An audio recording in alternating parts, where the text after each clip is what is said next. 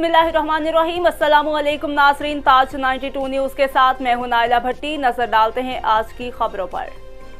मलीर में आंसू गोठ, गाजी टाउन, समू गोठ समेत 15 से ज़ायद गोठों में गुज़श्ता 4 दिन से बिजली की बंदिश और रोजाना की बुनियाद पर घंटों गैस की लोड शेडिंग के खिलाफ सैकड़ों की तादाद में मुतासरा मकीनों ने घरों से निकलकर कौमी शाहरा पर धरना दे दिया। वो के इलेक्ट्रिक सोई सदरन गैस कंपनी के खिलाफ शदीद नारेबाजी कर रहे थे।